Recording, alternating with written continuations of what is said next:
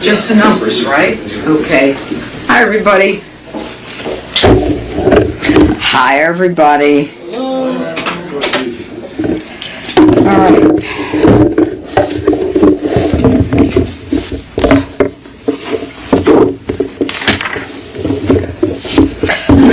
So, I'm here to speak about the decision that has been rendered in the case involving the Board of Governors of the Federal Reserve System. Now, the American public is fed up with public monies that seem to go into a black hole, especially in D.C., where no one is held accountable. One of the age-old tools that all prosecutors have to investigate any crime, including cost overruns, is a grand jury subpoena. Today, however, in Washington, an activist judge has taken that tool away from us by inserting himself and preventing the grand jury from even obtaining, let alone hearing evidence. He has neutered the grand jury's ability to investigate crime. As a result, Jerome Powell today is now bathed in immunity, preventing my office from investigating the Federal Reserve. This is wrong, and it is without legal authority. In June of 2025, Jerome Powell testified before the Senate Banking Committee, making, quote, questionable statements that did not comport with publicly available documents, and that was regarding the atrocious cost overrun of more than $1 billion.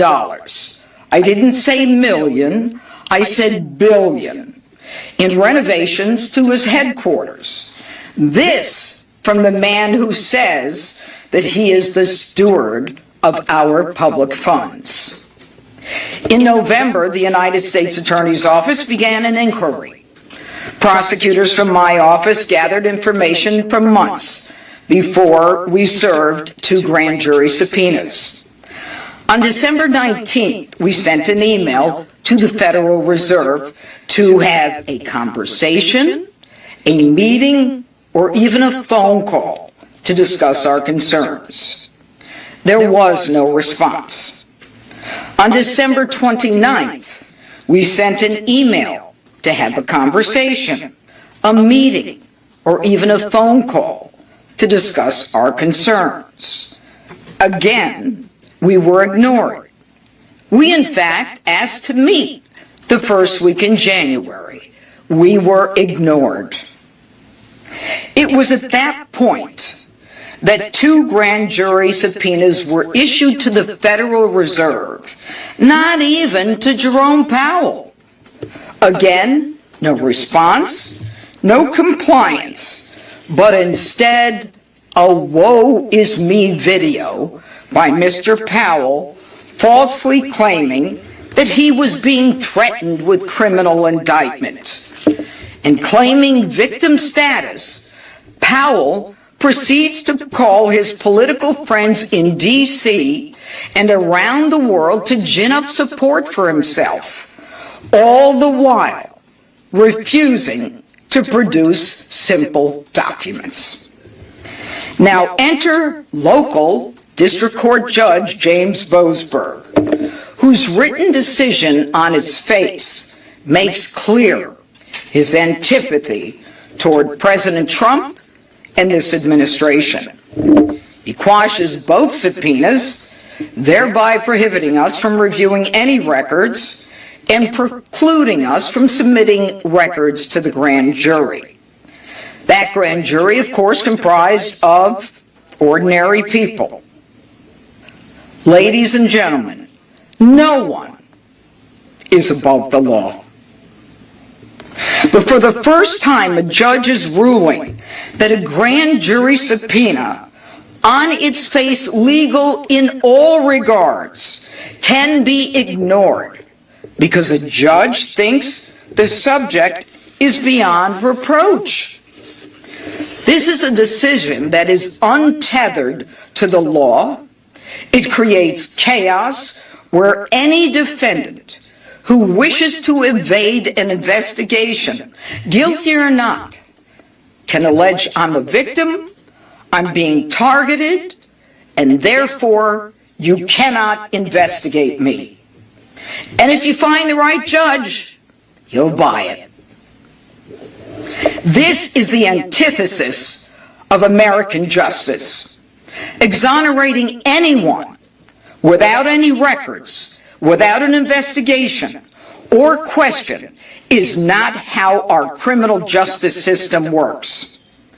This judge has put himself at the entrance door to the grand jury, slamming that door shut, irrespective of the legal process, and thus preventing the grand jury from doing the work that it does.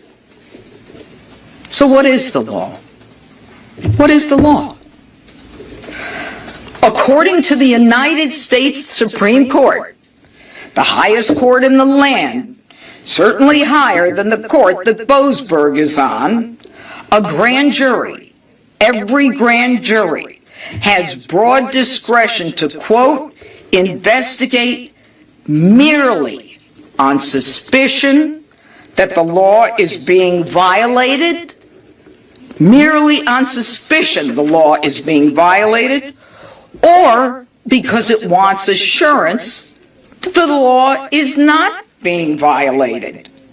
In fact, the court says a grand jury may act on tips and rumors. Right here are the cases and the citations from the highest court in the land. And yet this judge is shockingly requiring the government to show something akin to probable cause, and those are his words, probable cause, in order to justify the issuance of a grand jury subpoena.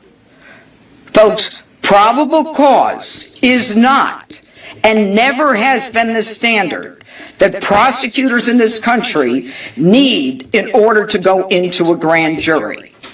This is not and has never been the law of the land. And so this decision today by Judge Boasberg runs directly afoul of our highest court's admonition that courts and judges must not and cannot saddle grand juries with mini trials and preliminary showings that impede a prosecutor's investigation and thus frustrate the public's interest in the fair and expeditious administration of justice. No one, folks, is above the law. And this outrageous decision will be appealed by the United States Department of Justice. Go ahead, sir. Do you think that your office's failure to attempt to prosecute 6 members of Congress? I'm not here to talk about 6 members of Congress. I'm here to talk about the fact that the grand jury has a job. They look at evidence. They decide whether they want to indict. If they don't indict, so be it. And if you want to know what the judge thinks, go ask him. Next question. Can I get your reaction to statements from Senator Tom Tillis, who you know has been blocking and vowed to continue blocking? You know, honestly, I don't know and I don't care, and I'll tell you why. I am in a legal lane. All of the rest is white noise. I don't care what they say. I have a job. I have the ability to go into a grand jury. There are questions that the American public and people in D.C. are entitled to know where $1 billion has gone, and that's my focus. But he is asking for an assurance that the investigation into Powell has ended it. Are you willing to concede? Did you hear what I just said? I just said that this decision will be appealed by the United States Department of Justice. That's the answer to your question. We're looking at 1001, and we're also looking at a statute having to do with fraud, but it's up to the grand jury to make that decision. We're $1 billion over in cost overruns. Are you kidding? $1 billion? We're not talking about huge buildings here. Go ahead. Kevin Warsh is Trump's pick, though, President Trump. I don't even know who he is. So isn't this just essentially holding up President Trump's pick or any forthcoming picks since Senator Till has said he will not vote? Okay. I don't know how to explain this, but I'm going to try. I've been a prosecutor, a judge, a DA, and now a United States attorney for well over 3 decades. Politics is not the lane I'm in right now. And I have a charge and an oath to the Constitution. And my job is to present evidence, and I can do so when I can merely on the suspicion that the law is being violated, or even just because I want assurance that it's not. I'm not in those lanes. And I will not allow myself or my staff to be in those lanes. And that's why we brought crime down in this jurisdiction. We are focused on the law. We're focused on the people of the district. We are not focused on politics. Go ahead. Judge Mosberg, in his opinion, said that you, quote, promptly complied, unquote, with President Trump's apparent direction to prosecute Powell. Can you just state for the public record, how did you have the idea or, the impetus to start this inquiry? First of all, he's totally wrong in his assessment of the dates, and that's why we're doing a motion to reconsider, because he got his dates wrong. And as far as I'm concerned, this was something that was of public interest. It was something that the Senate Banking Committee wanted information on, and it is something within my jurisdiction and my charge. But I want to tell you a story. When I was a young prosecutor, I was one of the first people to investigate child abuse as a crime. Everyone thought it was a social problem and not a criminal justice problem. The kids are better off with their parents. There was an organization, and that organization didn't have a very good reputation. And it was one of the societies that was out there trying to prevent cruelty to children. And I set up a relationship where they would bring me cases. And people were outraged that I would deal with this organization. And my answer to them 30, 40 years ago, I'll deal with the devil.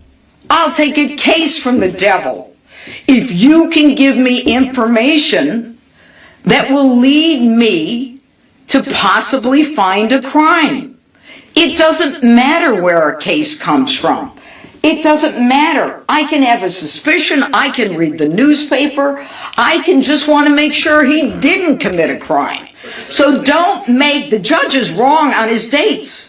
He is wrong. That's why we're not only appealing, we're making a motion to reconsider.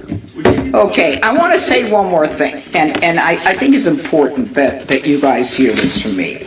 There's another way of looking at this, and that is that it's not just the public being fed up with this stuff. It's the fact that what we've got are grand jurors who are supposed to hear this, and they haven't been able to hear any of this because someone has decided that they're not entitled to hear this. Can you take this? Thanks. This process has been arbitrarily undermined by an activist judge. We have a process. We have been asking for information about a matter that has raised questions in many people's minds. Senate banking, the public, the papers, it doesn't matter. So give me the information so I can assess it. Give me the information so the grand jury, comprised of regular Americans, can say, there's nothing here. And I'll accept it the way I accept other cases. Okay? Whatever it is, we'll abide by it. What we don't accept is a judge standing in front of the door of a grand jury blocking our access, a role that has never been envisioned, A role that will now be used by other defense attorneys around the country who's going to come in with a client and say, oh, my client is being targeted, don't you dare go in the grand jury. A judge says, yes, the guy's bathed and washed in immunity, and you can't go after him. The process should have been allowed to run its course, and it wasn't. And shame on them. Oh, cut it out. Do you know how many convictions we've got? Cut it out. You're in one lane. We have cleaned up this city. Yeah, historic, really? I'll tell you what's historic. What's historic is that I prosecute everything other than 10% of the cases, where the United States attorney before me didn't prosecute 67% of the cases. That's what's historic. I'm willing to take a not guilty. I'm willing to take a no true bill, because I'll take all the crimes and put them in. Thank you. Thank you. That's all the time we have.